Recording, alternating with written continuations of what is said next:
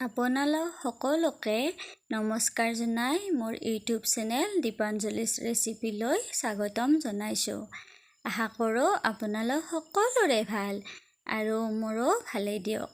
আজি মই বনাবলৈ লৈছোঁ এটা মিঠাইৰ ৰেচিপি।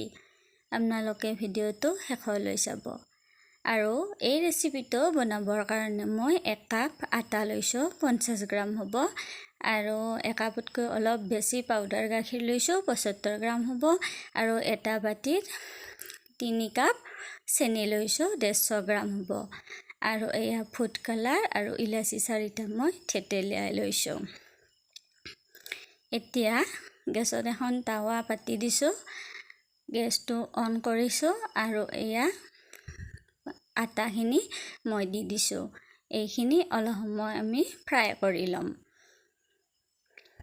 বেছি সময় ফ্ৰাই আমি নকৰোঁ, 1-1.5 মিনিটমান সময় ফ্ৰাই কৰিলে হ'ব। আৰু এয়া ফ্ৰাই কৰা মোৰ হৈ গ'ল। এইখিনি মই প্লেটত উলিয়াই লৈছোঁ।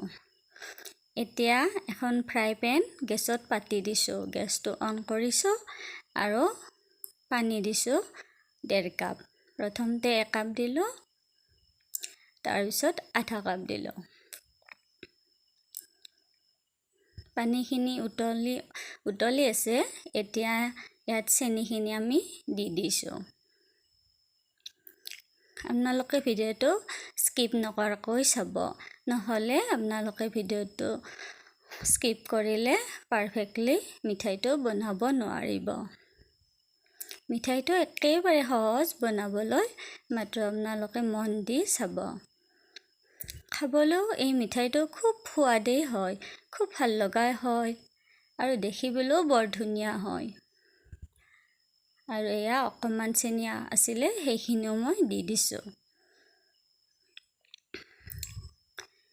পুনৰ এইখিনি অলপ সময় লৰাম। এতিয়া ইয়াত ইলাচি 4টা মই দি দিলোঁ। ইলাচি 4টা দি এইখিনি আমি গলাই ল'ম। আৰু এইখিনি উতলি আহিলে, উতলি অহাত চেনি পানীখিনি পাৰফেক্ট হৈছে নে নাই আমি আঙুলিৰে এনেকৈ চাম। আপোনালোকে বাৰু ধৰিব পাৰিছেনে? মই আপোনালোকক দেখুৱাবলৈ চেষ্টা কৰিছোঁ। এনেকৈ যদি এটা তাঁৰ বান্ধি আহে আঙুলি দুটাৰ মাজত, তেতিয়া এইখিনি আমাৰ হৈ যাব। এইখিনি হৈ গ'ল। আৰু গেছৰ ফ্লেমটো অফ কৰি দিছোঁ। আৰু এই ইলাচিৰ বাকলিকেইটা আমি চেনি পানীখিনিৰ পৰা উলিয়াই ল'ম। এয়া মই উলিয়াই ল'লোঁ। এতিয়া এইখিনি অলপমান ঠাণ্ডা হ'বলৈ দিছোঁ। অলপমান ঠাণ্ডা হোৱাত ইয়াতে ভাজি লোৱা আটা গুড়িখিনি দি দিছোঁ। আটা গুড়িখিনি একে ঠাইতে দি নিদিব, চাৰিওফালে অলপ অলপকৈ দি দিব। ভিডিঅ'টোত দেখুৱাৰ দৰে দিব। আৰু এতিয়া ইয়াৰ পাউডাৰ গাখীৰখিনিও দি দিছোঁ। ঠিক একেধৰণে দি দিছোঁ, আটা গুড়িখিনি দিয়াৰ নিচিনাকৈয়ে। গেছৰ ফ্লেমটো কিন্তু মই অফ কৰি ৰাখিছোঁ। গেছৰ ফ্লেমটো আৰু অন কৰিব নালাগে। আৰু এইখিনি এতিয়া মই মিলাই আছোঁ। এইখিনি খুব ভালদৰে মিলাব, মিহি মিহিকৈ মিলাব, খৰধৰকৈ নিমিলাব, খুব মিহি মিহিকৈ মিলাব।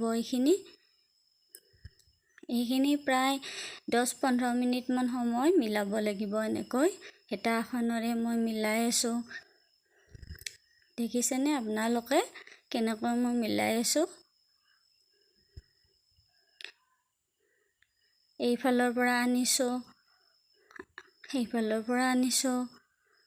মুঠতে যেনেকৈ নহওক এইখিনি খুব ধুনীয়াকৈ মিলাব, যাতে এটা স্মুথ বেটাৰ হয়। এইখিনি মিলাবলৈ 10-15 মিনিট সময় লাগিব। আৰু এইখিনি মোৰ 10-15 মিনিটৰ পিছত হৈ গ'ল। আৰু এইখিনি মই এখনলৈ উলিয়াই লৈছোঁ, টাইলছ এখনলৈ উলিয়াই লৈছোঁ। এইখন টাইলছ মই এনেকুৱা কামতে ব্যৱহাৰ কৰোঁ। অলপ অলপ গৰমে আছে।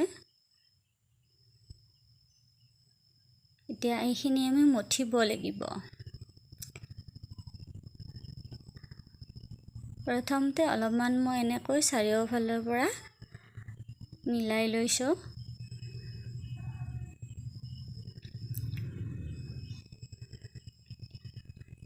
আপোনালোকে ভিডিঅ'টো শেষলৈ চাব দেই। আৰু এয়া ঘিও দিছোঁ এচামুচ। ঘিটো আমি দিবই লাগিব মিঠাই বনাম যেতিয়া। আৰু এচামুচ ঘি দিলোঁ। এনেকুৱা চামুচেৰে 2 চামুচ ঘি দিছোঁ। 15 গ্ৰামমান হ'ব। আৰু এতিয়া এইখিনি আমি মঠি ল'ম। আমি কিন্তু এইখিনি মঠতে খুব ভালদৰে মঠিব লাগিব। কাৰণ মঠাতে ভাল হ'লেহে আমাৰ মিঠাইটো ধুনীয়া হ'ব। আপোনালোকে চাই আছেনে বাৰু মই কেনেকৈ মিলাই আছোঁ? হাতৰ তলুৱাখনেৰে মই মিলাই আছোঁ। এইফালৰ পৰা আনিছোঁ, হাতৰ তলুৱাৰে হেঁচি দিছোঁ। সেইফালৰ পৰা আনিছোঁ, হাতৰ তলুৱাৰ পৰা হেঁচি দিছোঁ। দি এতিয়া এই ডোটো আমাৰ হৈ গ'ল। এতিয়া এই ডোটো আমি 3টা ভাগত ভগাম। এয়া প্ৰথম ভাগটো হ'ল 2টা ভাগ আমি সমানে ৰাখিম আৰু এটা ভাগ আমি সৰুকৈ ৰাখিম। আৰু এইকেইটাও হাতৰ তলুৱাত লৈ হাত দুখনৰ মাজত লৈ খুব ভালদৰে কৰি দিব, মঠি দিব। আমি যি নাৰিকলৰ লাড়ু বনাওঁ তেনেকৈ কৰিব। ইয়াতে যাতে কোনো ধৰণৰ ক্ৰেক নাথাকে। আৰু এটা ভাগ ইয়াতে মই টাইলছখনৰ ওপৰত প্লাষ্টিক এখন দি লৈছিলোঁ আৰু তাত মই দি দিছোঁ। আৰু ইয়াৰে সৰুটো ভাগত মই ফুড কালাৰ অকণমান দিছোঁ, এটোপাল দিছোঁ। বেছি নিদিব আপোনালোকে, এটোপালে দিছোঁ। আৰু এয়া আনটো ভাগত মই সেউজীয়া কালাৰটো দিছোঁ।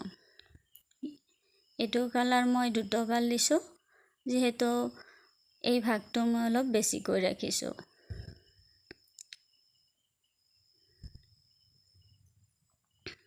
এতিয়া এইখিনি আমি ভালদৰে আকৌ মঠি ল'ব লাগিব। মই মঠি আছোঁ এইখিনি।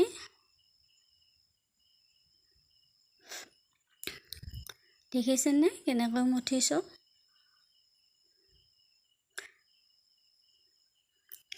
আপোনালোকে এই ৰেচিপিটো বনাই খাব। এই মিঠাইটো খুব সোৱাদ লগা হয় আৰু বনাবলৈ একেবাৰে সহজ। বেছি সামগ্ৰীও নালাগে, ঘৰত থকা সামগ্ৰীখিনি হৈ যায়। ঘিটো আমাৰ ঘৰত থাকেই, পাউডাৰ গাখীৰ থাকেই, আটাটো থাকেই। আৰু এয়া আনটো ভাগো মই মঠি ল'ম একেদৰেই। এইটো ভাগ মঠাৰ নিচিনাকৈ এইটো ভাগো আমি মঠি ল'ম। ভালদৰে মঠিব যাতে কোনো ধৰণৰ ক্ৰেক নাথাকে। আৰু এয়া এইটো ভাগো মোৰ মঠা হৈ গ'ল।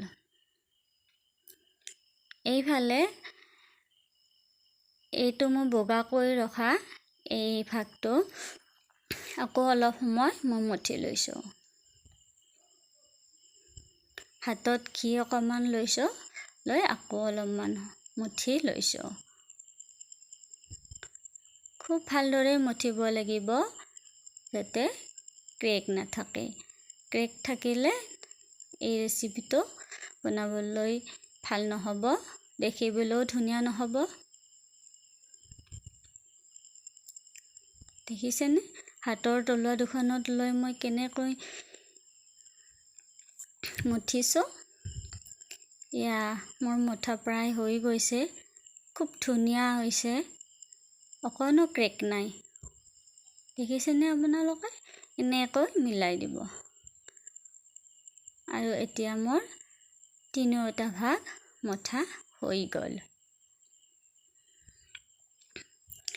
এতিয়া এই সেউজীয়া ভাগটো টাইলছৰ ওপৰত যি মই প্লাষ্টিকখন পাৰি লৈছিলোঁ সেইটো ভাগত মই একেবাৰে ওপৰৰ লেয়াৰটো মই 3টা লেয়াৰ দিম, তাৰ ওপৰৰ লেয়াৰটো বেলি লৈছোঁ। ওপৰৰ লেয়াৰটো মই বেলা দেখুওৱা নহ'ল আৰু এয়া মাজৰ লেয়াৰটো বগা লেয়াৰটো মই দি দিছোঁ। প্ৰথমতে হাতৰ তলুৱাৰে আঙুলি কেইটাৰে হেঁচি হেঁচি মই বহলাই লৈছোঁ। তাৰপিছত প্লাষ্টিকখন ওলোটাকৈ দিছোঁ, দি এডাল বেলনা বাৰীৰে বেলি দিছোঁ।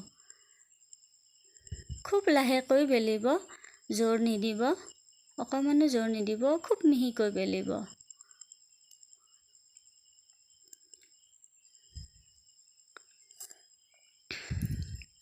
এইখিনি বেলা হৈ গ'ল। এতিয়া মাজৰটো ভাগ গোলপীয়া ৰঙৰ ভাগটো, যিটো ভাগ মই সৰুকৈ ৰাখিছিলোঁ সেইটো ভাগো মই এতিয়া এনেকৈয়ে বেলি ল'ম। আগৰ যিটো সেউজীয়া ৰঙৰ মই লেয়াৰ দিছোঁ, প্ৰথম লেয়াৰটো, সেইটো লেয়াৰো মই এনেকৈয়ে বেলি লৈছিলোঁ। এয়া দেখিছেনে? খুব লাহে লাহেকৈ মই বেলি দি আছোঁ, মিহি মিহিকৈ। এইফালৰ পৰা বেলিছোঁ, সেইফালৰ পৰা বেলিছোঁ। মুঠতে যেনেকৈ নহওক কিয় ধুনীয়াকৈ মিলাই ল'ব। তাৰপিছত মই এই প্লাষ্টিকখনেৰে এইটো মেৰিয়াই দিছোঁ। এইখিনি মিঠাইখিনি মই মেৰিয়াই লৈছোঁ। মেৰিয়াই লৈ প্লাষ্টিকখন এৰুৱাই দিছোঁ। আপোনালোকক এটা কথা কোৱা হোৱা নাই, আপোনালোকে একেবাৰে ওপৰৰ লেয়াৰটো অলপ ডাঠকৈ ৰাখিব, নহ'লে এইটো ফাটি যাব পাৰে। আৰু এতিয়া এই দীঘলীয়া লাডুটোৰ পৰা আমি সৰু সৰুকৈ লাডু লৈ এনেকৈ আমি বনাই যাম। এয়া প্ৰথমটো মোৰ লাডু হৈ গ'ল আৰু এটা মই গোলকৈ ৰাখিছোঁ। এনেকৈ অলপ অলপকৈ আমি ল'ম আৰু মিঠাইবোৰ বনাই যাম।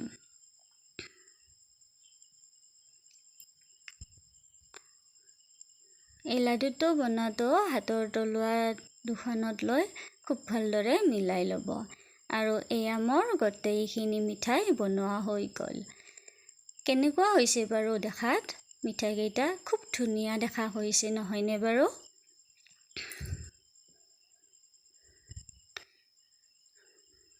আপোনালোকেও এনেকৈ বনাব আৰু এইটো ৰেচিপি আপোনালোকৰ কেনেকুৱা লাগিলে কমেণ্ট কৰি মোক জনাব। আৰু যদি আপোনালোকৰ ভাল লাগিছে তেতিয়াহ'লে লাইক, কমেণ্ট আৰু চেনেলটি ছাবস্ক্ৰাইব কৰি দিব। আৰু আপোনালোকেও নিশ্চয় এই ৰেচিপিটো বনাই খাব বুলি মই আশা কৰিছোঁ। তেতিয়াহ'লে আজিলৈ আহিছোঁ দিয়ক। আকৌ লগ পাম এটি নতুন ভিডিঅ'ত। আপোনালোক সকলোৱে সুস্থ হৈ থাকক।